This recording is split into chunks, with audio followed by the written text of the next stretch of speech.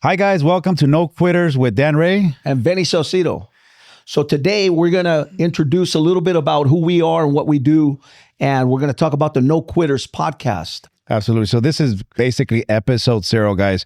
We're going to be talking about where I came from, where Benny came from. Basically, we're going to dive into each other's lives. We're completely different people. We're completely different styles, different attitudes. And you guys are going to get to know us a little bit so that you guys can relate to why we started this podcast. Absolutely. So Dan, let's just dive right into it. So where did you grow up? And tell us a little bit about how you grew up. I grew up in Huntington Beach. My dad, he used to live in Huntington Beach, and that was probably like about 5 years. But between Mexico, Michoacan, Okay. and California, basically Huntington Beach and Santa Ana. Okay. Right. So we're growing up. It was basically just those places, but I kept on going back to Mexico. So my dad was starting living in Mexico, and he was building out there. Okay. So he would send me back and forth when I was young. Is there a reason why he would send you back and forth? He was probably trying to party out here or something. Okay. All right. But I mean, as far as what I grew up with, though, my dad, Latino, right? He was a businessman, right? So at a very young age, he had us door knocking, right? I hear people talking about door knocking and all that stuff. I started door knocking when I was 4 years old. Right. 4? Yeah. And I remember still door knocking. He would take us to the apartments and sell shoes for construction workers. So that was kind of that. And then from there, it kind of grew to me just, he was very abusive, right? Latino. He always he partied a lot and did a lot of that, but he was a completely different person, right? But full of energy, right? And I don't ever hold anything against him because he made me who I am. I'm really appreciative towards him, you know? Yeah. And if there's one thing that he showed me is how not to quit. Because I always saw my dad coming in, going into work really early, and also working all day, staying up all night, you know? So he partied and did everything. Worked long hours, partied, and then did it over and over again. Wow. My mom worked hard too. She worked 3 jobs, right? Yeah.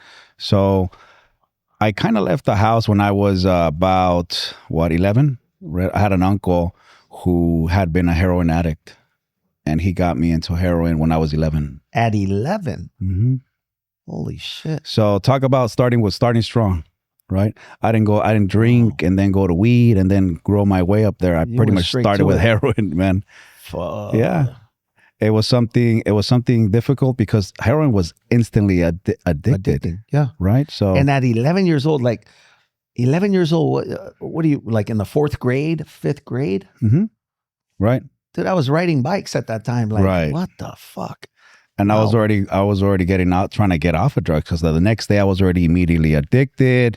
From there, pretty much rabbled into me trying to fit in with different crowds, trying to gang bang and do all kinds of stuff. And in the 90s, everything was crazy. Yeah. I mean, we talked about this in the other episodes, but that was basically my first experience, right? So both my moms were so busy working, they weren't really paying attention to us, right? And they were separated. So it was like, go with your mom, go with your dad, go with your mom, go with your dad. And they're both a little bit abusive, right? But like I said, I never hold anything against them, because if they knew better, they would have done better. Would have done it. Right? But it's so easy to just point fingers when you don't have kids, when you don't have 3 jobs, when you don't have any bills, you don't have anything. Obviously, it's stressful. Now that I'm older, I'm like, shit, it's not as easy as we thought, you know? Right. But it's when you're young, you're so quick to point fingers. Yeah. Right. Yeah. So, I mean, after that, I caught a case when I was like 12. You had your first run-in with the law. Yeah. At 12 years old. At 12. What happened there? I was with a friend, and I guess his dad was fighting. His dad had a lot of guns in his like closet, so we ran to get a gun. And then when I get out with a gun, I get smacked right away. So there was a guy he took the gun away from me. He was about to shoot me. I grab a shovel and I hit him with the shovel. Oh, damn. And that was, pretty much. That was before I was even a teen. Wow. So after that, I went to juvie. I spent about 8 months there. Yeah. At 12 years old in juvenile hall for 8 months, already serving time. Yeah. Fuck. That's crazy. Yeah. So, you know what's the craziest part, man? I was one of the oldest kids in there.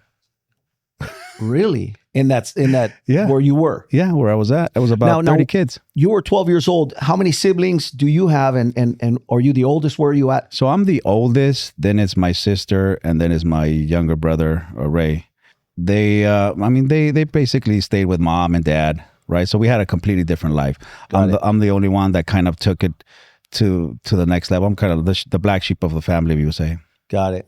And at what age did you start going back to Mexico when they started sending you? So now I have an idea as to why they started sending you to Mexico. Because I know a lot of people I grew up with that they were not going on vacation. They would like send them to the grandparents or the uncle because they were in trouble here. Right. So at what age did you start going to Mexico? So the first time I actually went, I get out of juvie, right? And I was not even 13 yet. I was about to be 13. And I go right back into heroin, right? Right back into heroin. I was out in the streets doing all kinds of stupid shit to get money, right? And then at that age, something hit me where I'm like, you know what? I don't want to live this life. You know, I don't want this. I don't want out there robbing whatever, you know what I mean? Going into people's garages or doing stupid shit, you know, at a young age. I didn't want to live that life anymore. So I always heard that in Mexico, people get better. Right. So this guy was sent to Mexico. When he came back, he was different and this and that. And so I asked my mom, hey, I asked my dad, and my dad wasn't even talking to me, right? Because you got in trouble. He was a little bit more emotional, right? He did visit me when I was in, and he was pouring his eyes. I mean, he was pouring himself out. He was a little bit more emotional, but he also had his own things. He was dealing with his own things. Got it. He was also a heroin addict. Okay. He partied a lot, you know. So, no, but I went to my mom, and my mom didn't really have the funds. So she's like, yeah, I'll send you to Mexico, but you got to wait a month till I gather enough money. And by the time they sent me to Mexico, I had just turned 13. They're like, hey, you're going to stay here for a week. And you didn't expect to have to stay there. They had to lie to you to get you over there. Yeah, basically. Yeah. You'll stay there for a week, come back. Wow. By the time you come back, you'll be okay. And I mean, not realizing I was like going from a place that was bad to now you're in Michoacan. Yeah. Right? A whole bunch of different drugs. What town or what city did you go to in Michoacan? I was in, se llama Tacatscuaro. It's a little town next to Zamora, between Zamora and Cotija. Okay. Mm-hmm. And what was life like there when you arrived there? So it was completely different, man. I started living with my grandma, but I was going through rehab, right? Over there. So they had me with pills and everything in the house, and getting off of heroin was something horrible. I was with cold chills, sweating for like 3 months, you know, until like the third month, someone gave me some weed that kind of eased the pain, and then I started smoking weed over there. Yeah. Wow. So that kind of eased the pain. And obviously in Mexico, everybody kind of knows each other, right? Such a small town, huge ears. Everybody knows everybody. So everybody already knew the reason why I got sent over there. So no one will let their kids hang around with me. Oh, damn. You know, and it's a town like maybe 4,000 or 5,000 people, but no, everybody knew your business. So when you were walking through the streets, they kind of see you, right? They see you differently. Oh, here comes this guy. They don't let their kids hang around with you. They don't let anybody, not even the adults will hang around with me. I didn't like the way my grandma was treating me, right? Because I had to work over there, right? And at 13, you were a laborer already. Yeah. You're like, there's no office jobs, right? So tell us the kind of labor you were doing, or that they had you doing, that was normal in a town or in Mexico at that time. So you would work the fields, right? That was my first job. I would work the fields, the sugarcane fields. Okay. Right. And first they burn them and then they chop them down with a machine, but they leave like about this much in the bottom, the trunk, el tronco, right? And I would go with a machete and just chop those off, right? And basically you're preparing for the next year, right? Next season. Right. And I did that. That was my first job. I started all aggressive. This is easy. I leave everybody behind. And then like 30 minutes into it, my hands were all bleeding, man. I mean, I had Ripped little kid hands. You know what I mean? They knew nothing about that labor. I remember going to my grandpa and I tell him like, hey, I can't do this shit no more. He's like, why? What happened? They're all making fun of me because I started all aggressive. Yeah. And I'm like, well, look at my hands. They're all bleeding. He's like, okay. You want to go home? Go grab that horse. Right. And I'm like, which one? The black one? He's like, yeah. And everybody's looking at me strange. And I'm like, well, why is everybody looking at me like that? I knew nothing about working, let alone riding a horse. So I get in the horse and the horse already knew how to get home. My grandpa said something and the horse just took off. Right. I was pulling back there. I just pulled back. I was pulling back. And he was hauling ass. He was just hauling ass, man, with the neck like this. And I was, that was quite an experience. But after that, I think I left my grandma's house because it was different. They were always looking at me like I was lower and I was a drug addict and this and that. And sometimes in your own family, they talk more than other people, right? Other people kind of have some empathy for you because you're a kid. At the end of the day, you're still a kid. And you felt they didn't have that for you? No, they didn't have any of that. None of that. So I left and I just lived on my own since I was 14. And where'd you go? My dad had a house. There. He had a house there. It wasn't completed, but it was still livable. Okay. He had an old mattress. I stayed in the old mattress there for a year or two. No electricity. I would shower in buckets.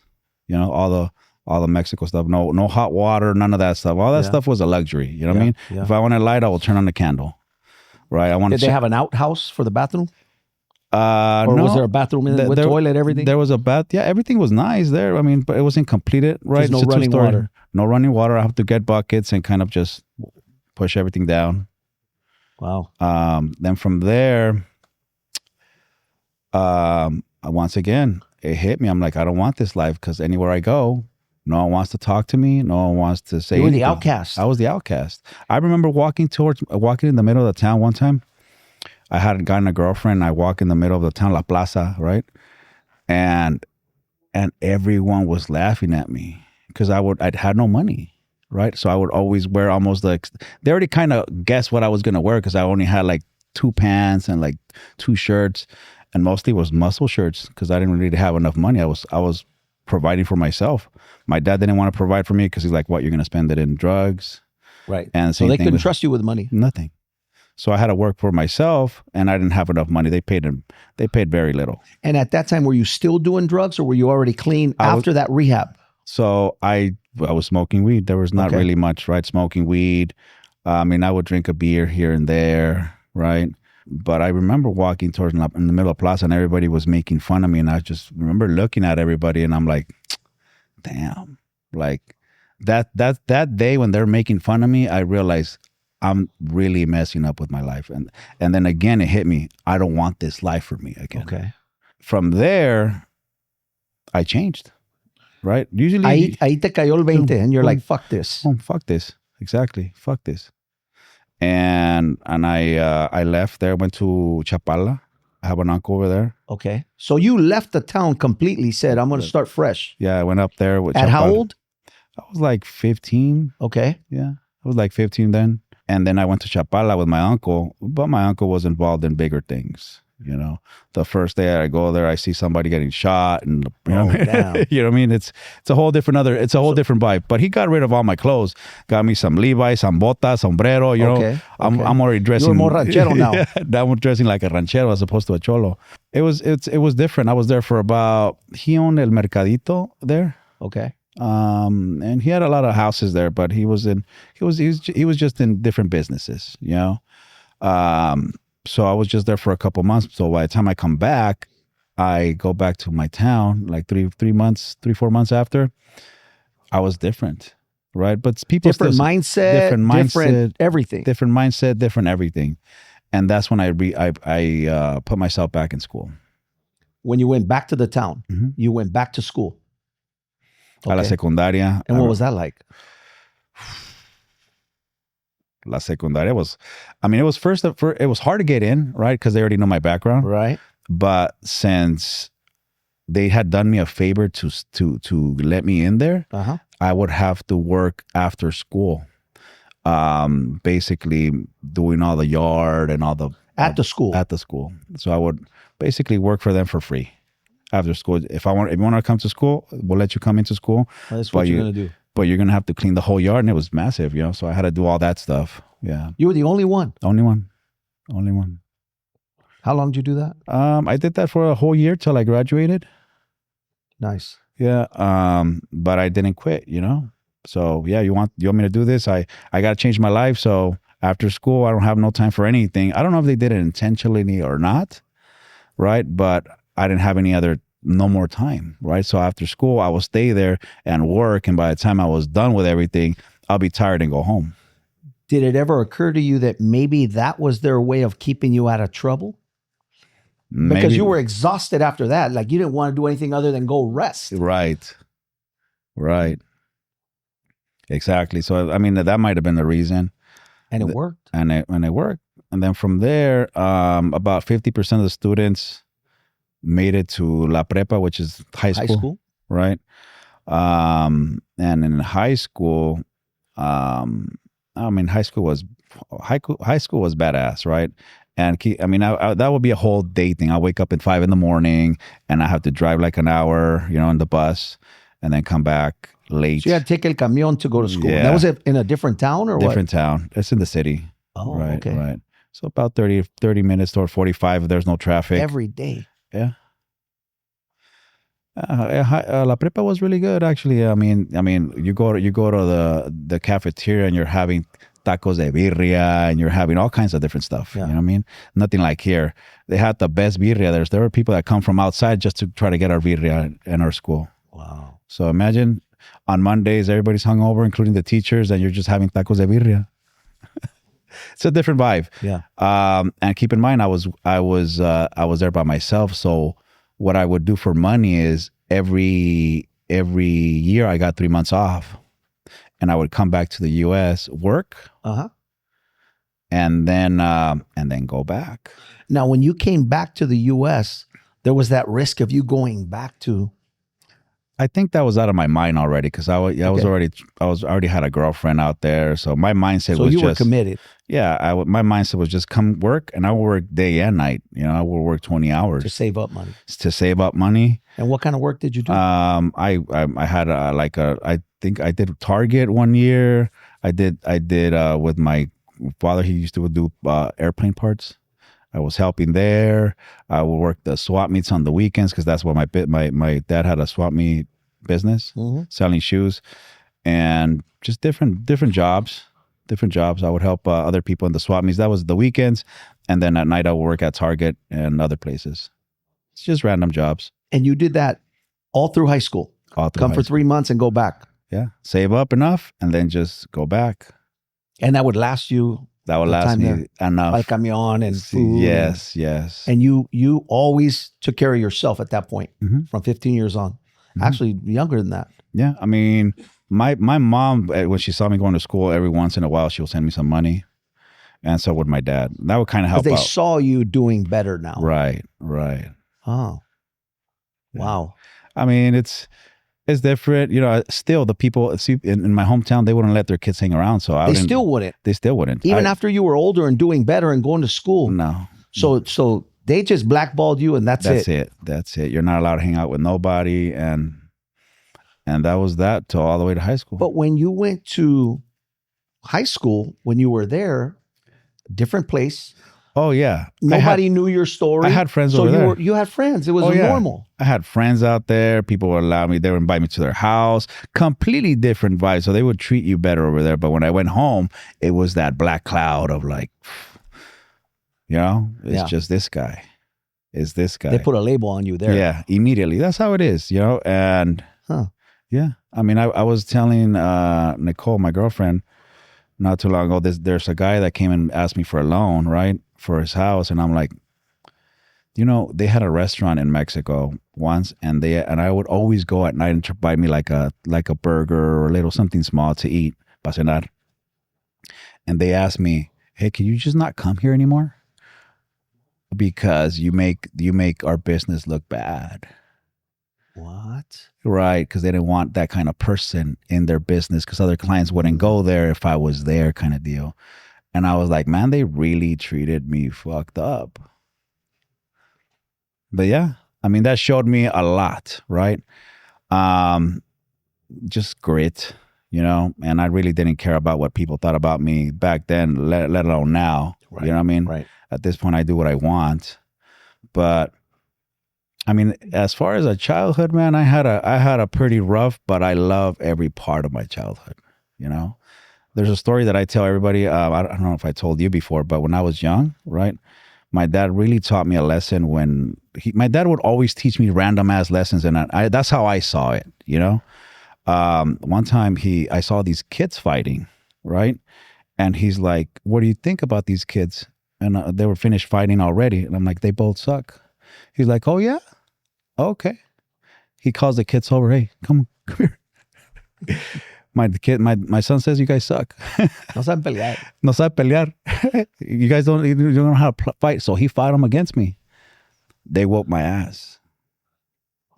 And then after they woke my ass, my dad whooped my ass too. For letting them whoop your ass. For letting them whoop your ass. What happened? Right?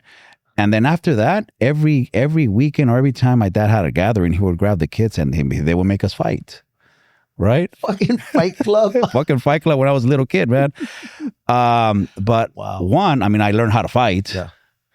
But the other thing that I learned is not to have an opinion on shit that doesn't really matter to me. It's just shut the fuck up. It has nothing to do with me. I mean, I better shut up. You know what I mean? But my dad always had those kind of lessons throughout my life, man. So I am unique for teaching. Yeah, very unique, man. He was when he showed me how to drive. He had gotten home like at 4 a.m. from a party, el baile, pedo. And he wakes me up. He's like, "Hey, wake up." And I'm like, "What?" He's like, "I need you to drive." I was like 10, 11. That was really, you know what I mean?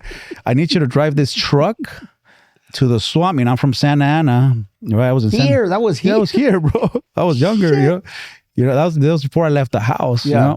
He tells me, drive the truck to the swap meet, so about 30 miles, or maybe not 30 miles, maybe about 10 miles from Santa Ana to Costa Mesa, West Coast College.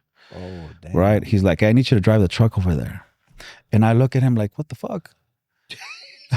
And he looks at me back, "What? Are you afraid or what?" And I already had learned my lesson because he fought me, And I'm like, "No," I had some little pride. So I said, "No, I'm not afraid." He's like, "If you're afraid, take your sister." Remember, I'm the oldest. My sister's younger than me and shorter. So we did it. You took Joanna. I took Joanna. I needed her because I wasn't tall enough to. She was eyes. She was my eyes, man. I wasn't tall enough to press the gas and see at the same time. Ooh. So, but I took it over there, and then he shows up like at 1, and he's like, "Okay, I need you to, when this is over, I need you to pack up and take it back." And I was like, "Bro, at this time you're good, So I took it back. I don't know if he was looking for an insurance claim or nothing, but I learned how to drive. Fuck. There's your lesson, Wow. My dad was always like that person. Just do it. Don't think about it. Just do it. You're gonna learn. And learn then from then go. on, it became a norm to send you driving somewhere to work or whatever. Yeah.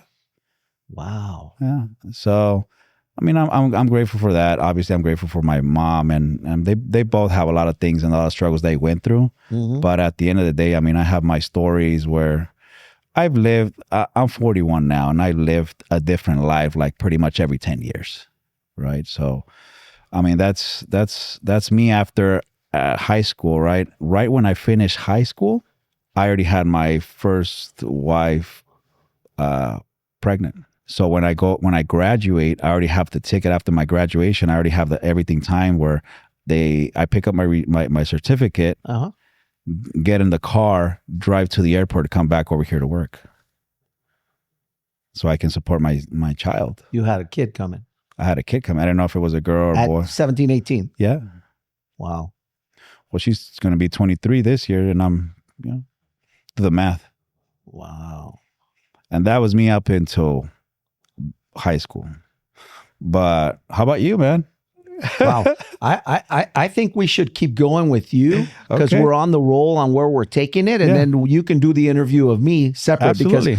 because I think we can run it that way. What do you guys think? Yeah, because I feel like you're already warmed up. Right. Mm-hmm. And now we can just keep it going from there. You know what I mean? Yeah, absolutely. Okay. Well, let's do it. So here you have a kid coming Mhm. that was at like 17, 18. And what were you doing for work at that time now? So my ex, she has her parents, and they're very old school. They Okay. think they always think stay at the same job, and then eventually, if you keep on doing a good job, you're gonna get promoted. Yeah. And just keep on going up that ladder, right? So I started living with one of her aunts up in Monrovia or Canoga Park up there. Okay. In the valley right? or something? In the valley. Okay. Yeah. And I mean, these people were rude. Like I couldn't even lay in their bed because I was not wasting it, but like using it. They didn't really want me to use it during the day, only at night. It was they were weird. They were weird. One of those people that just really focused on them. They're completely different now, great people, right? But back then they were very stingy and much like Did that. they come from nothing? Yeah. No, they're doing good. They came from nothing, but they're doing good. But they went through that little phase, for Of themselves. lack of, or Yeah. you're gonna ruin it, or it Kinda- costs me money. Like, Exactly. It looks stay good. off of it. Stay off of it. Only use it when you're asleep. When Yeah, you're yeah, gonna yeah, sleep. yeah, Kind of. You know what I mean? Yeah. The lack of or not having growing up Right. makes these people different. Yeah. Yeah. And so from there, I was working at a place where we did what was it? It was like products for cars, like the shine for the outside of the tires and everything, all the products for the cars, right? Okay. Shampoos and leather conditioners. We mixed all that stuff, and that thing was from like 6 a.m. to like 3:30. It was a chemical company. It was a chemical Got it. company. Okay. And we would do all the mix, Okay. right, in big ass, Cylinders, drums, the Yes. big 50 Yeah. gallon, whatever. exactly, Drums. big ones. And that was I did that, and then after that, I would get off at 3:30, and at 4 I would work at a restaurant till like 11:30, 12. And I did that for about maybe 6 months, about 6 months. Mhm. But again, her aunt just kept on getting on my nerves. So I left her house, went somewhere else, and the aunt just kept on pushing me. And she was all up, one of those aunts that are all up in your business. You know what I mean? Those people that hate you for no reason, right? And I'm like, you know what? Fuck this. I'm done. Could it have been still the old label? She really didn't know me, but maybe it might have been. It might have been. Because it's already, I mean, that was 5 years later, Mm-hmm. 6 years later, and you already had stopped that. Right. Exactly. I had stopped that. I was clean. But I had a mission. I had to take care of my wife back then, and my coming child. Right. So my mindset was just on that. But that was in Canoga Park. Obviously I was working way too much. No one comes with instructions, man. I was going through marriage. I was going through a lot of that stuff. I'm like, man, Kid coming. yeah, everything's going in there. And I had just graduated high school, you know? Yeah. So I go straight into that, and I see like there's no future here. Like these guys are all up in my business. At that point, I had gotten really good at the restaurant work and everything. I was getting a promotion on the first job and promotion on the second job, but I'm like, this is not a life. You know what I mean? A lot of people get stuck trying to make a living, Punching a clock. right? And never live. You know what I mean? They're always trying to make a living, but never live. And there's a lot of those, you know what I mean? Yep, So yep. at a young age, I realized like, this is not a life. Like no. So I was already having arguments with my baby mama because I was never there. And obviously I was working and she wanted my time and so on and so forth. There was no days off. No days off. 7 days a week. 7 days a week. 7 days. Restaurants are the busiest on the weekends. So they needed me, you know? But I came back, and in Mexico, I hadn't gotten a certificate for en la prepa for químico laboratorista. Kind of like, you know, I wanted to be a doctor. Okay. Right. And I wanted to come over here and kind of finish my doctorate, you know, go to school to become a doctor. But that wasn't that easy. I had a newborn, and things. I had to pay for bills. I had to pay for everything. So obviously that was too far fetched. So I call my mom, just to see if she knows anybody. She's like, well, your tia has a job, and I started working at a lab right here in Irvine where we used to mix medicine. Right. And we did a lot of kind of like penicillin, but stronger stuff. Right. Big bags. And it was, we were sending it over to overseas because there was a war going on. But again, I was working 20 hours, 22 hours a day, For that company. I mean, they paid me a lot better, right? Yeah. And I was living good, but I was never home. Wow. I was never home. I had my baby was she was just a baby, my first one, a couple months. Now, when you were working those long hours, did there come a time when you said, I don't want this? So at one point I did go, I'm like, I got to do something else. Yes, I got to do something else. So I started taking some time off, and I was like, shit, real estate, right? Real estate. You were how old now? Probably 21, 22. Okay. 20, 21. Okay. Young. And I was thinking about real estate, but I was like, man, I mean, I hear people in real estate make good money, so I started taking a course. And at that time I actually left that job and went to work for Radio Shack. Okay. Right. Radio Shack had a commission structure back then. I made $80,000 in 6 months. Wow. Part-time. You're a natural salesperson. Oh, natural, man. I was selling. I would go out there. You know how people are like, oh, my business card this, my business card that? I would print business cards on paper, cut them out, and then just take them to Del Taco Bell, everywhere. Hey, my name is this. You need a cell phone? Help me out. Hit me up. Here's my card. Back then, it was Radio Shack to get phones and stuff. I was selling everybody, Verizon, Sprint, everybody. So I was selling all. They had to change their commission structure because I was making so much money. Like I said, 80,000 in like 6 months. Nobody had ever done that. Nobody's ever done that. And I was at a very small store. They moved me to a bigger store where it was a mall. They knocked this mall down in Laguna Hills now, where I made more money there, right? But they had already changed the structure. While I was working part-time there, I got hit up by someone that worked at First Team Realtors. Okay. They're like, hey, man, you speak really good English, really good Spanish. What are you doing here? And of course they didn't know how much money I was making, but it was peanuts compared to real estate. Right. Right. Could have made. Yeah, exactly. So I started taking a course for real estate, right? And then they're like, well, we'll hire you right now, right? But they're like, I've never heard commission only. So I heard they make good money, they make good everything. Yeah, but you didn't know you weren't going to get paid if you didn't sell anything. I didn't hear commission. Yeah. So right before I was about to go there, they're like, hey, just remember it's commission only. And I'm like, commission only? I never heard about this shit. They're like, yeah, if you don't sell anything, you're not going to get paid. Yeah. And I'm like, well, how long does it take for you to get paid? I mean, sometimes it could take months. Right. And even though it was a subprime days, right? Little did I know, everybody was qualifying. What year was this? 20 years 2004, 2005. Yeah. Okay. Little did I know this shit, Yeah. It could have been faster.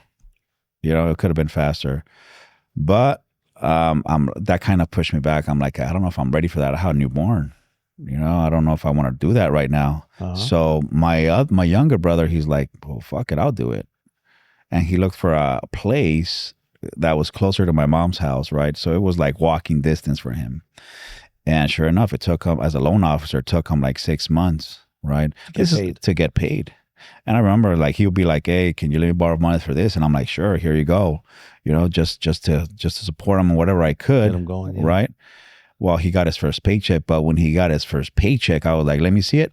That was enough for me to. You're like, I'm there. Fuck this.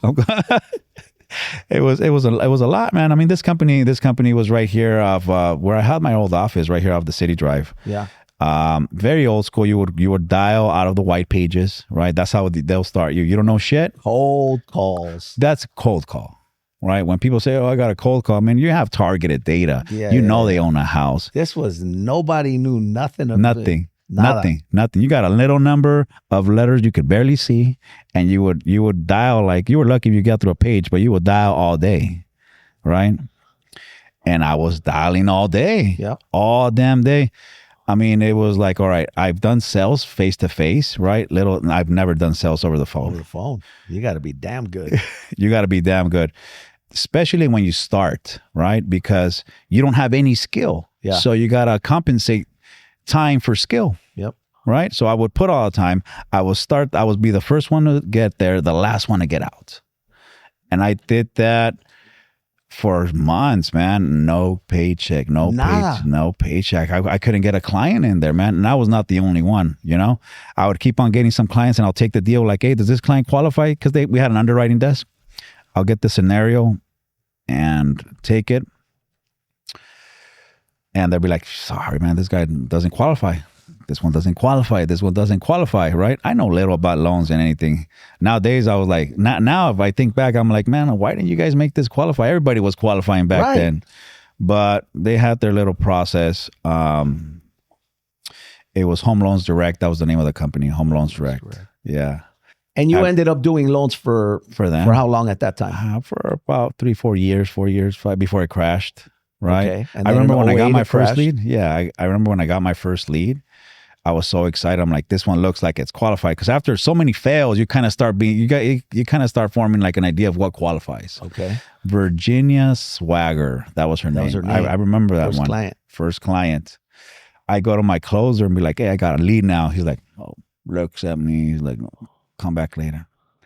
Because they were assholes, you know? So I kept on bugging him for a week. Finally, he calls and picks up the phone and calls a client, and he fucks up on the name. Instead of calling her Virginia, he calls her Virginia. Fuck. And the client is like, excuse me? And hangs up. Loses my client like this. And I was so pissed. So pissed. But they had commercials at night. So after that, they allowed me to get phone calls. Leads. Now I was like, all right, I don't have to cold call no more. So they allowed me to get leads, and I pretty much before the market crashed, I was the number one salesperson there. I was beating everybody. Wow. Now, at what point did you decide to start your own mortgage company? Right after that. Being in the business for how long? 4 or 5 years around there. And you said, I'm doing it. Fuck it. Well, the market had crashed, right, and everybody was losing their shit. You know, a lot of people were losing everything, And there was this guy, Chris, who's like, "Hey, Daniel, come sell this for me." He was selling loan mods, and he had a whole bunch of people doing loan modifications before it got out of hand. Yeah, right. So. It basically, people would renegotiate the terms of their loans to something more favorable for the client. Right. And initially, they were doing a good job. You know? But when all that shit started, I mean, the loss mitigation department was literally like a speck. They had no idea how to handle the problem that they had put on their plate. It was a speck in their whole organization, right? Sales was the biggest part. Of course. But after that, the loss mitigation department became the biggest. Yes. Right. So initially, people didn't know what the hell to do, how to do it, none of that stuff, and it was complicated. That's when I started a call center in Colombia. In Colombia. Bogota, right? In 08, 09? Yeah, about 8, 09, 10. Because the mass majority of time you were spending on the phone was on hold. You would spend with the people at the banks. Mm-hmm. Yeah. Everything was over the phone, right? Yep. So if you call loss mitigation, you'll be on hold for 4, 5, 6, 7, 8 hours. If you know what I mean, it was bad. So that's how I started getting into the business. Wow. By getting into a call center, right? Yeah. Then from there, when I was working with these guys, they kind of messed it all up because they were just chewing more than they can handle. And so they got raided and everything. And I just got tired of working for companies and different companies. First it was this one, the real estate side and the mortgage side. They failed and they just quit. I saw the owner just crumble, and I'm looking at them like, fuck, there's got to be something else. Nothing. He shut down his doors, lost his Lambo, lost everything. And then I worked for this other company. He lost everything as well. And then I'm like, you know what? At this point, I'm just going to start my own business, right? And I convinced my younger brother to go and start a business. I'm like, hey, bro, it's time. He didn't really want to. He always wanted to work for somebody else. He's like, nah, man, that's too much problems. I don't want to deal with people. I don't want to do all this and all that. And I pretty much convinced them. And from there, we started a company. And I haven't worked for anyone else ever since. Now, before you started that company, did it ever occur to you like, fuck it, I'll just go back to punching the clock? No, that wasn't an option. No, I don't see myself doing that. No, ever.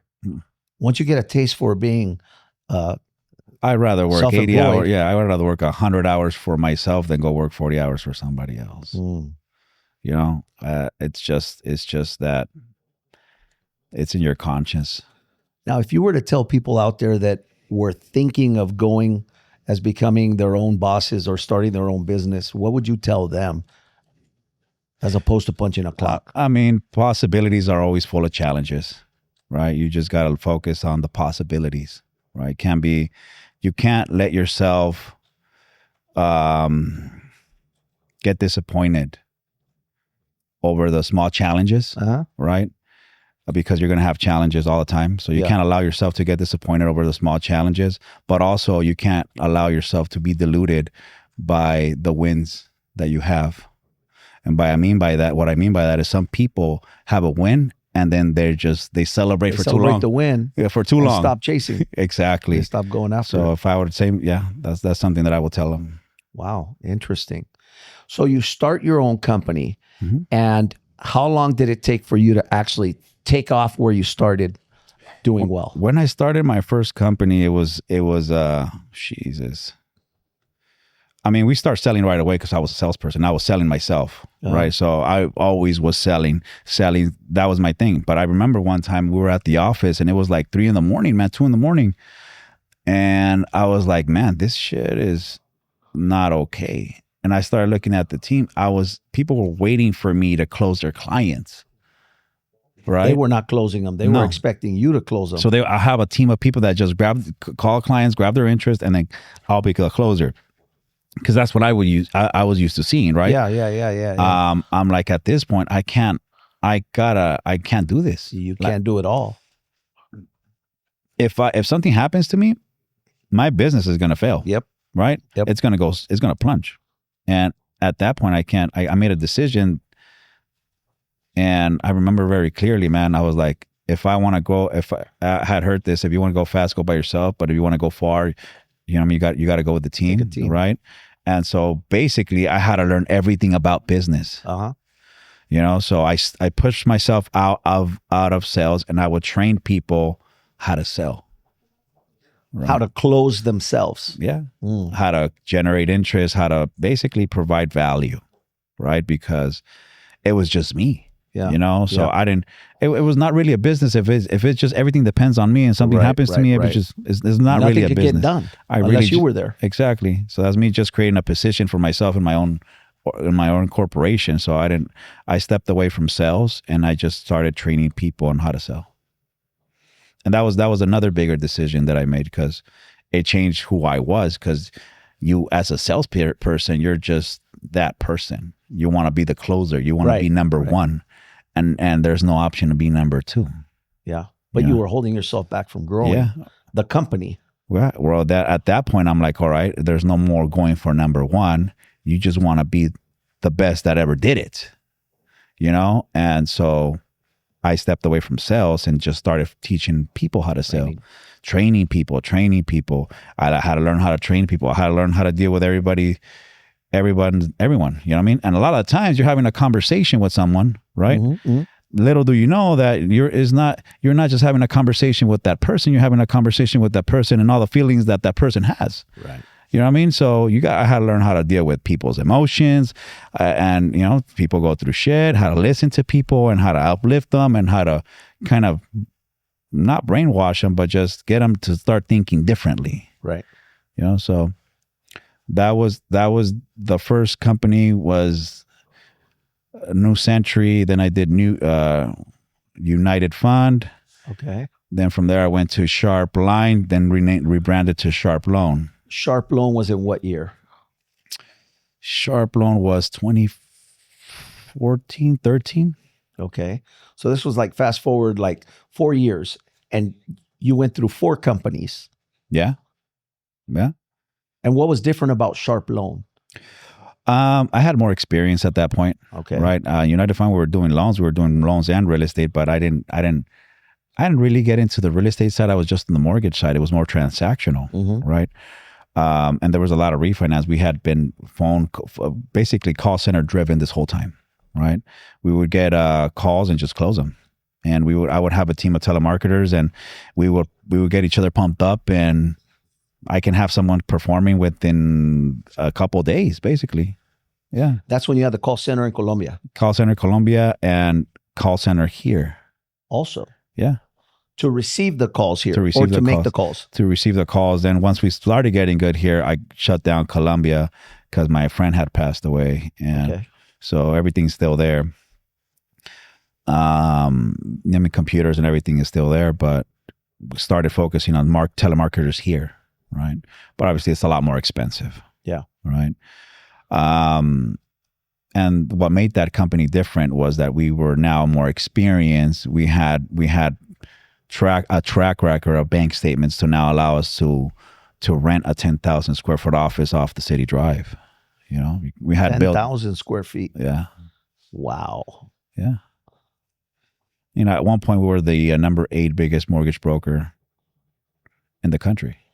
Wow. It was an experience, you know? Yeah. It was an experience.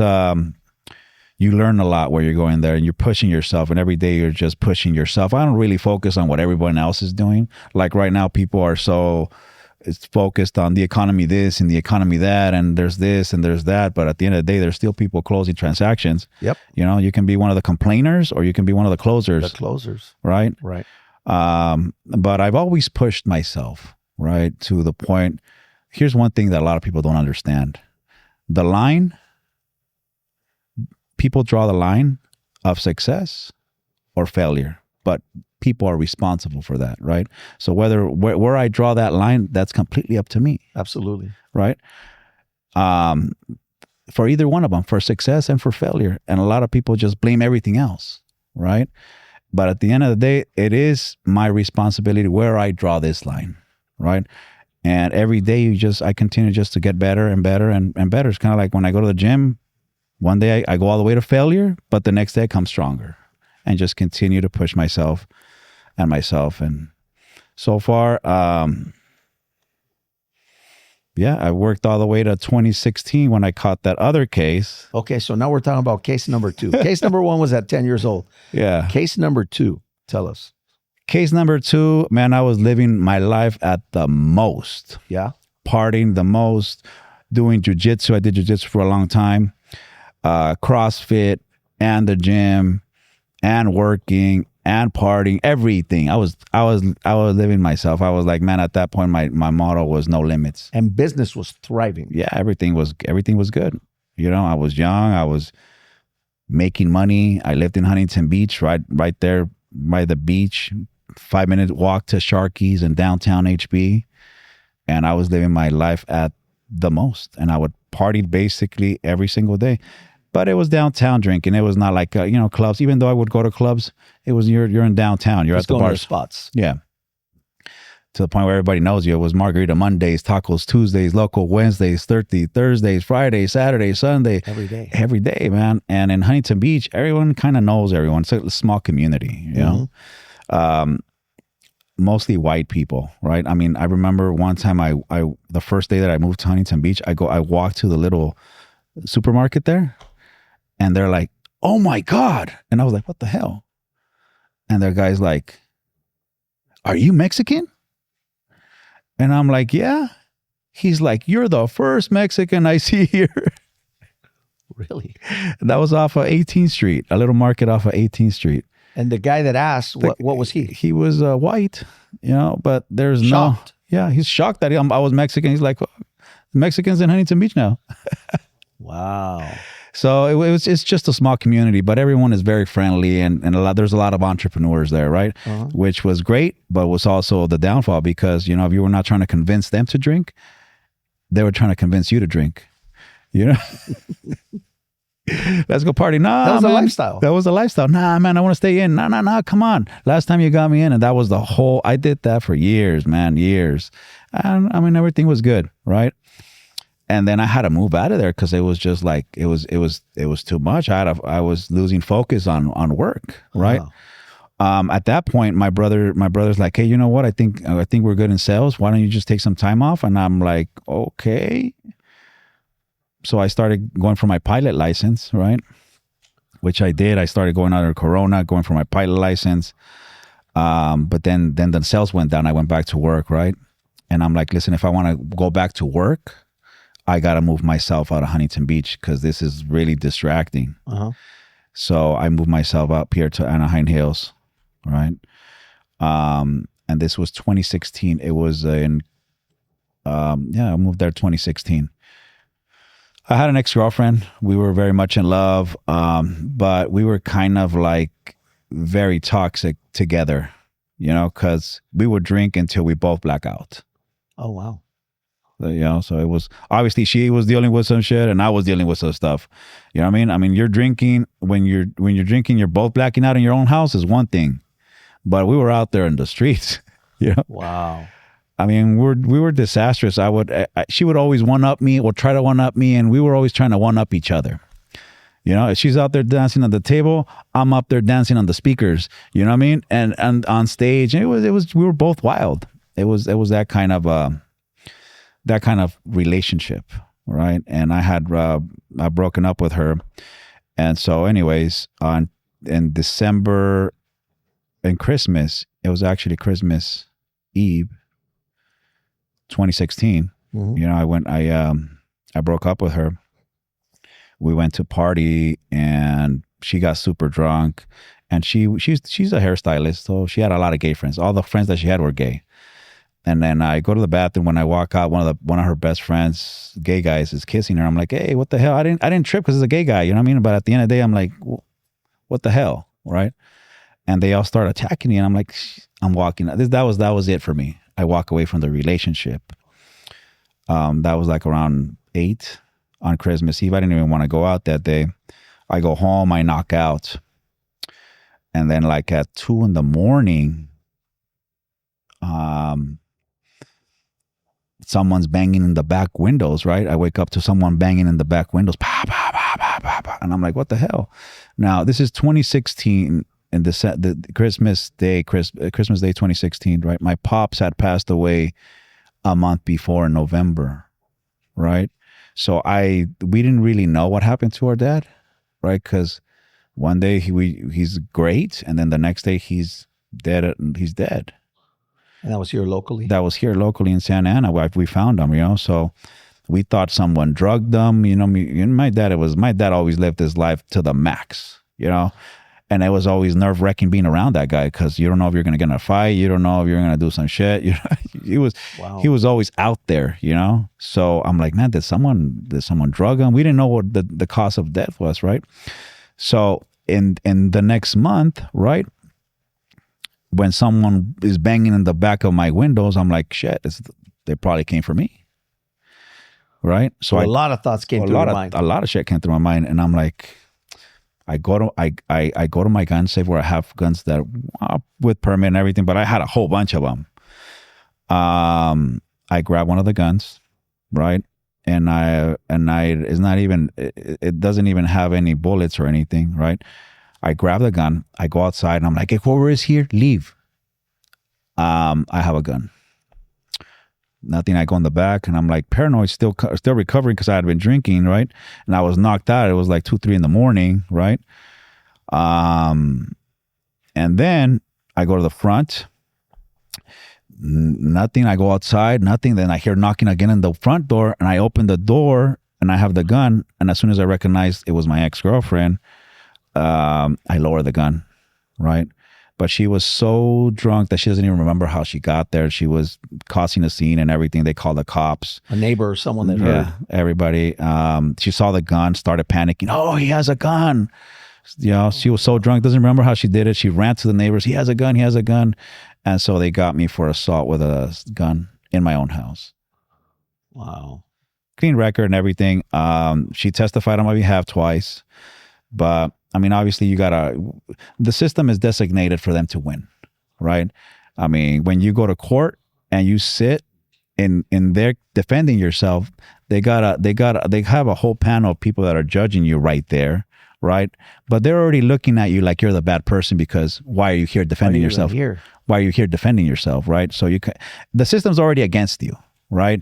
And they think that the DA is pretty much the hero trying to protect the community. But at the end of the day, they don't really care about you like that. They don't. They're just trying to win. Right. And I was oblivious at that point because I didn't think that this was her system. I was like, man, the United States really all for us. And I gave it my all for it. But at the end of the day, it's like, no. It's not like that, right? And you got to be more open-minded. I mean, this was your home, your residence, your neighborhood, and they prosecuted you. Right.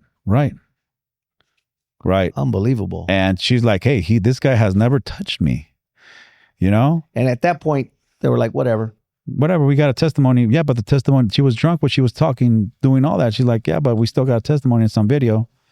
And they just kept on pursuing me. They threw the book at me. They wanted to give me 12 plus years and all that.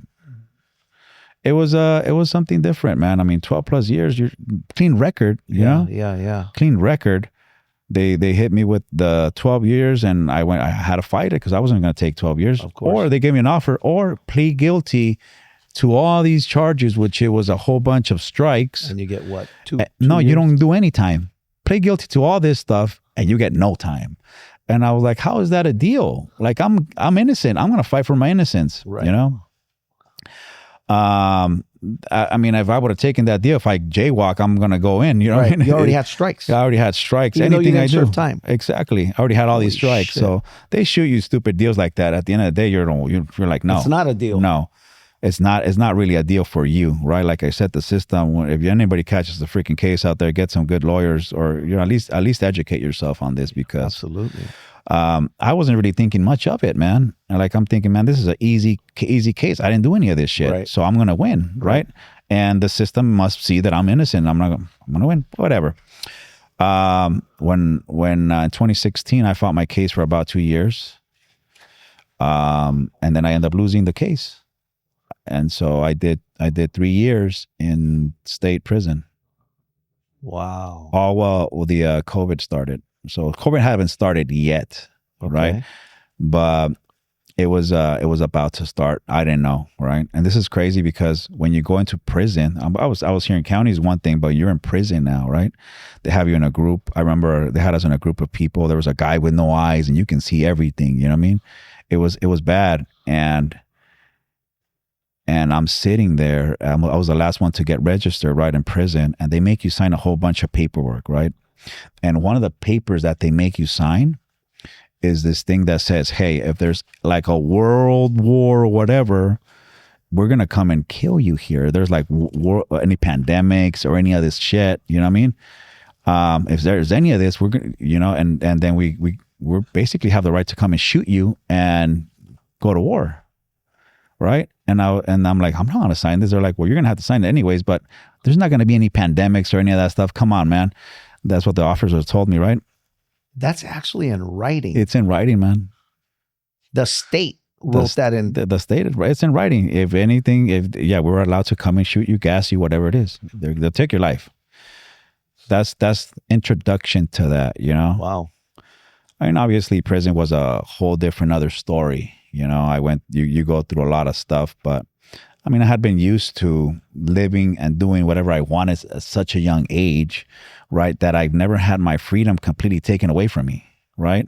Right. And it's not just your freedom because you think you're out here free, right? But the reality is that you're a slave in here, right?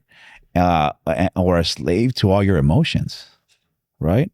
People can't hold their emotions back. Right. Right? They can't quiet them down. They're out there speaking with emotions. And I'm like, calm down. So when I went into prison, it was probably one of the best things that happened to me.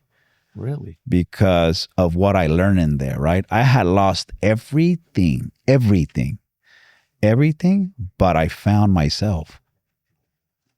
You know, because you're just so busy going through life, doing all kinds of stuff, putting in work, having companies, having this, having that, doing everything that you really just get pushed left and right, right? And in life, you're going like this, and sometimes your past pulls you back, or distractions pull you side to side, and you're just doing this all through life, right? Yeah.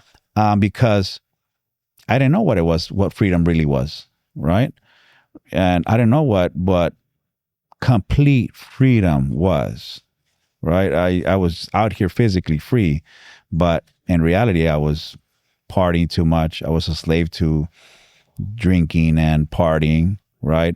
Mentally, I was in where I was supposed to be doing, you know, and at the end of the day, you know, when God wants you to learn a lesson, you're going to learn. Yeah. And he had sent me so many warnings that I wasn't listening, you know? So I remember when I got sentenced, man, I was praying, right? This is something that I had done. I was praying, and I'm in the bus and I'm going to prison, you know?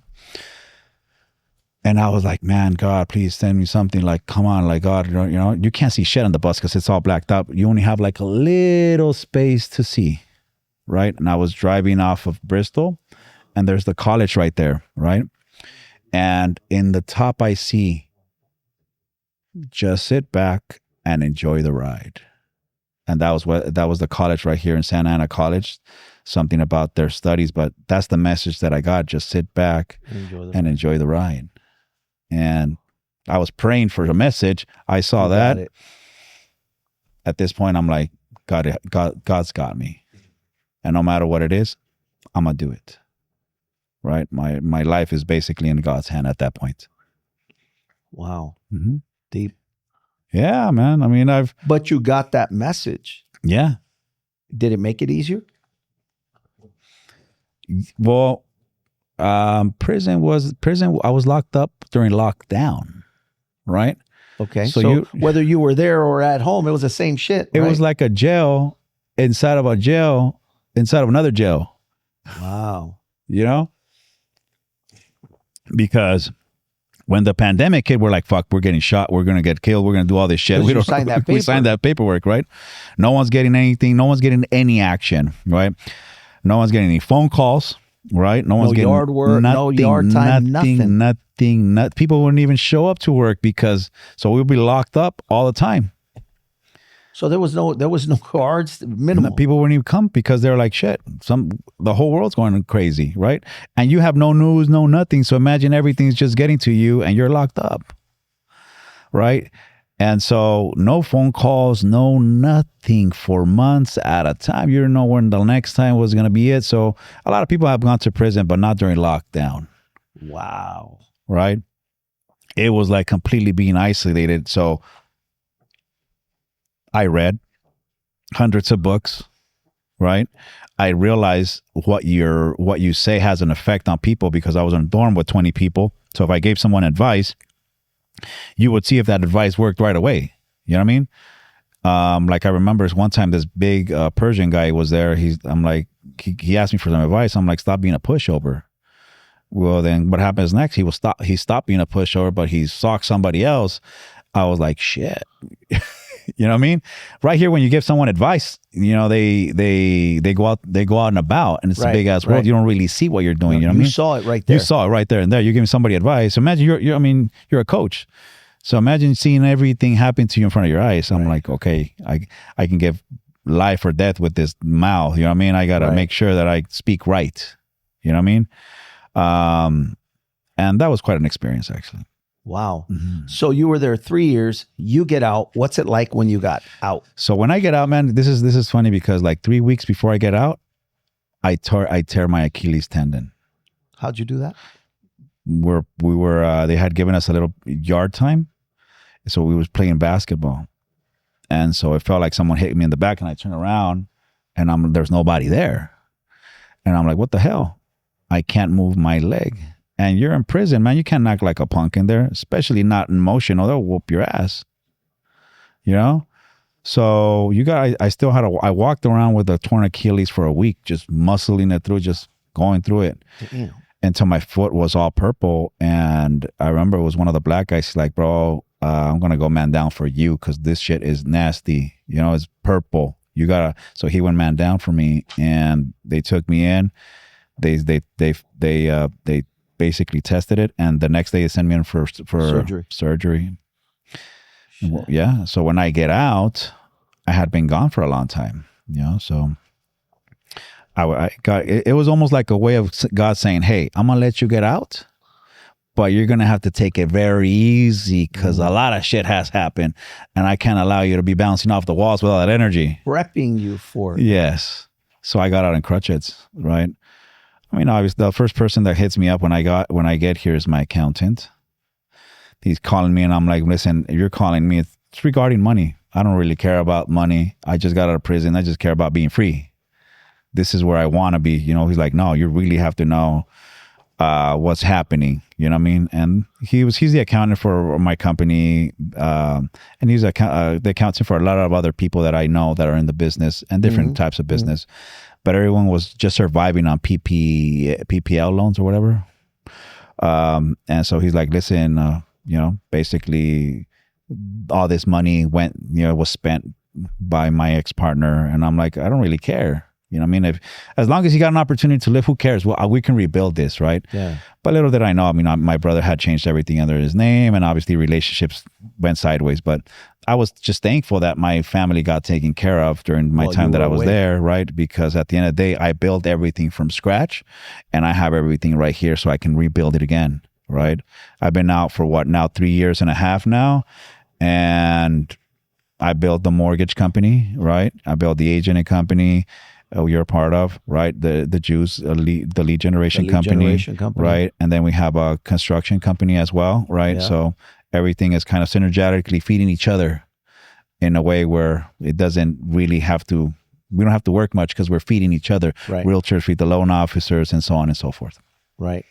So now if there's one lesson that you've gotten in life, the most valuable lesson, what would you say that is? This is exactly why we came up with no quitters, right? Don't quit. Don't quit. Don't quit. At the end of the day, there's something always there, right? The only way out of it is going through it. Right. Right. And so I've never quit, never ever thought about quitting, right? And that's basically the reason why we started No Quitters Podcast, because I see a lot of people going through the same thing, but some people cave in, right? They crumble. Yep. And some of them succeed. And it's just at the end of the day, how you handle things. The style in which you have of handling things makes a big difference. So what has to happen for a person to be the one that keeps going? What has to happen to people in general for everyone to become that person? What do you think it is? I think people need to just stop thinking of quitting too fast, right? They got to start thinking about where their goals are, right? So it's kind of hard to push yourself if you don't even know where you're going, right? Let me push myself where, right? Why am I even doing this? No goals. There's no goals. There's no vision. No vision. There's none of that stuff. And I hear people always getting, I'm burnt out. I'm this and that. And I'm like, well, what's your vision? I don't know. Yeah. Yeah. Right. They have no idea why they're doing what they're doing. They have no idea. They don't know what their why is. Right. And at the end of the day, it's not how many days you put in, is what you put in your days, right? Because it's so easy to be at the office for 8 hours, not doing shit, but you were still here 8 hours. And when you leave, you're like, hey, I was at the office for 8 hours. Right. You weren't doing shit, but hey, I was at the office for 8 hours. And kind of accumulate everything, you know what I mean? Yeah. So if you were to do something, change something, I would think about something that John Maxwell said is every day you're either preparing or you're repairing, right? So every day you're either preparing for what's coming or you're repairing what you messed up, right? Oh. Yeah. And so I always took that into account and account myself because it's kind of true for me, right? Everybody has their own life and everything, but yeah, every day I'm preparing or repairing what I've done. right? And our day sometimes go in repairing and that's it. You know what I mean? Yeah. But exactly why we came up with No Quitters, man. No quitters. So can you tell us what your why is in life? What's your why?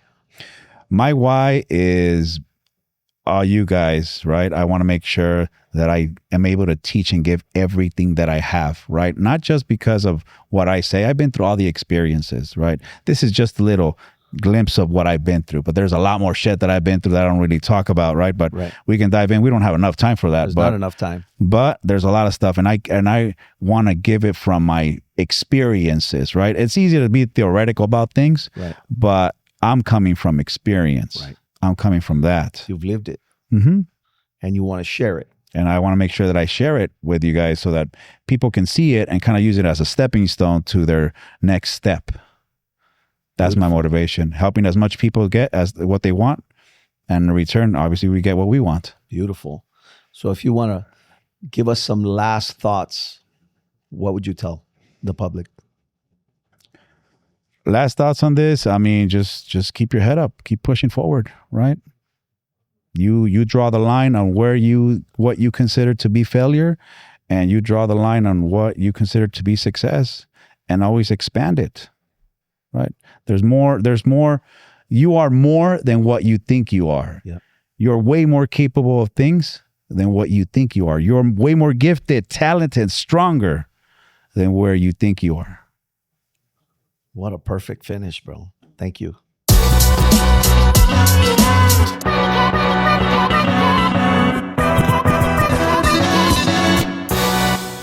Wow, guys. I mean, you guys seen it. I think we're going to need an episode number 2 for you, man. We already kind of consumed the whole time. Absolutely. We can do another one, man. Right.